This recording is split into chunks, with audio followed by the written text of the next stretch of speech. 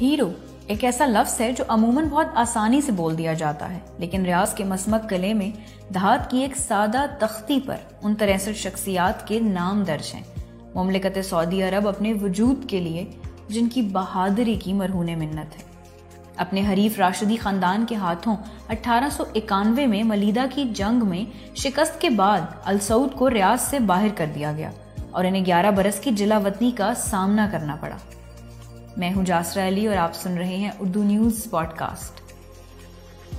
جلا وطنی کا یہ دورانیہ 15 جنوری 1902 کو ختم ہوا جب عبدالعزیز ابن عبد الرحمن السعود اور ایک چھوٹی سی فوج نے ریاض کے قلعے پر دھاوا بول دیا جو راشدیوں کے اختتام پر منتج ہوا۔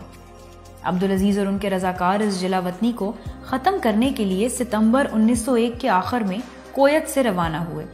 عبدالعزیز نے غیر متوقع سمت سے حملہ کر کے ریاض کے محافظوں کو حیران کرنے کا فیصلہ کیا۔ بہت کم مقدار میں مکھن، کھجوروں اور مشکیزوں میں محفوظ پانی پر گزارا کرتے ہوئے وہ رات کو صحراؤں میں لیٹ جاتے اور بہت محتاط رہتے کہ کہیں ان پر کسی کی نگاہ نہ پڑ جائے۔ نومبر تک یہ مختصر سی فوج ریاض سے لگ بھگ 250 کلومیٹر کے فاصلے پر جدید شہر الحارث کے آس پاس ڈیرے ڈال چکی تھی۔ یہیں پر کویت سے ایک قاصد پہنچا جس کے پاس ایک بری خبر تھی، اور وہ یہ کہ ترک ریاض میں راشدیوں کی مدد کو آ رہے ہیں۔ اس وقت یہ سمجھ لیا گیا تھا کہ عبدالعزیز ہار مان کر گھر واپس آ جائیں گے، لیکن اس خیال کے برعکس عبدالعزیز نے اپنے آدمیوں کو جمع کیا اور کہا جو بھی کویت واپس جانا چاہتا ہے وہ بغیر کسی شرمندگی کے ایسا کر سکتا ہے۔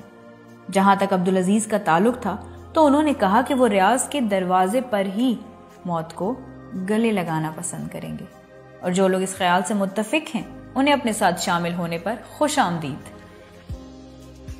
پھر وہاں موجود سب لوگ آخری سانس تک جنگ پکارتے ہوئے ان کے ساتھ کھڑے ہو گئے، اور صرف قاصد ہی کویت واپس آیا، اور اس نے عبدالعزیز کی طرف سے والد کو پیغام دیا کہ خدا نے چاہا تو ہم ریاض میں دوبارہ ملیں گے۔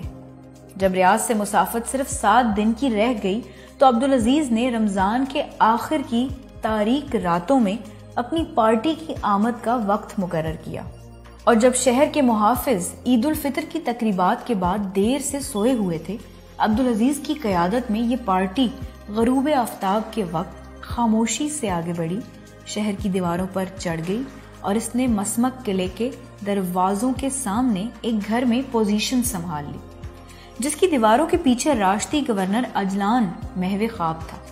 اگلی صبح جب گورنر اور اس کے مٹھی بھر محافظ قلعے سے نکلے تو عبدالعزیز اور ان کے آدمیوں نے پیش قدمی شروع کی۔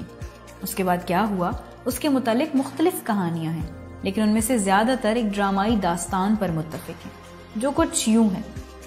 جب اجلان اور اس کے محافظ قلعے کی حفاظت کے لیے واپس مڑے تو گورنر کو خود عبدالعزیز نے ہی زمین پر گرا دیا۔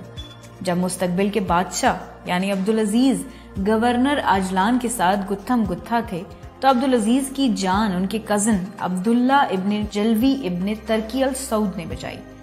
انہوں نے گورنر کے ایک محافظ کو قتل کر دیا جو عقب سے عبدالعزیز پر وار کرنے ہی والا تھا۔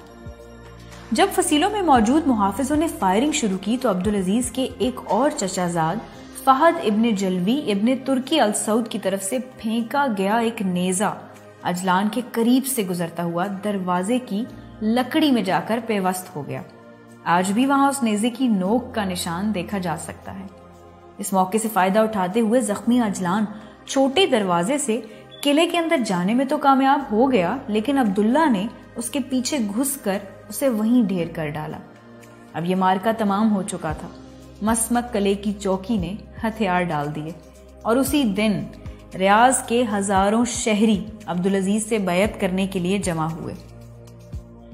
مصنف رابرٹ لیسی کی 1981 میں شائع ہونے والی کتاب دی کنگڈم کے الفاظ میں اب السعود دوبارہ اپنے گھر کے مالک تھے، اور وہ تب سے مالک ہی ہیں۔